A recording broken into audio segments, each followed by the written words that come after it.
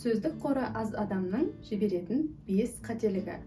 Сәлем құрметті достар, сіздермен Әсемнұр. Бүгін сіздерге сөздік қоры аз адамның жіберетін 5 қателік туралы айтатын боламын. Міндетті түрде каналыма тіркеліп, видео ұнаса лайк басып, пайдалы болса достарыңызбен бөлісе отырыңыз.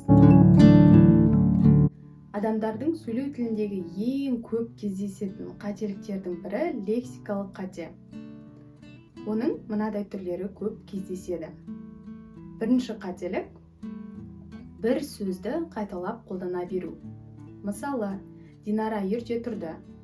Динара тамағын ішіп мектепке кетті. Динара мектептен ерте келді. Бір сөзді қайталап қолдана берудің негізгі себебі ол адамның ой өрісі тар, екіншіден ол адамның сөздік қоры тапшы. Осы сөздерді синонимдермен немесе басқа сөздермен алмастырып қолдануға дағдыланбаған. Екінші жіберілетін қателік – сөздің беретін мағынасын түсінбегендіктен орынды қолданбау. Мысалы, Махамбеттің Исатай мықты жолдасы болған. Бұл сөйлемдегі мықты сөзін ауыспалы мағынада қолданғысы келгенмен, бұл сөздің ойды тиімді жеткізуге, көркемдеуге ешқандай септігі тиіп тұрған жоқ. Үшінші жіберілетін қателік – фразалық тіркестердің мәнін білмей қолдану. Мысалы, Абылай хан жас кезінде Төле бидің қол баласы болды. Бұл сөйлемде жазушы қол баласы фразалық тіркесінің жәрдемші мағынасын ескермей, оны жалшы деген мағынада қолданған.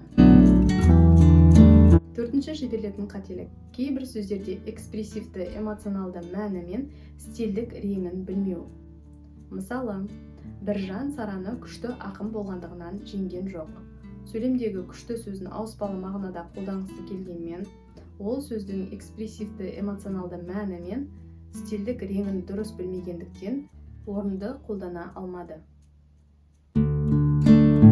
Бесінші жіберілетін қателік – кірме сөздерді орынсыз қолдану.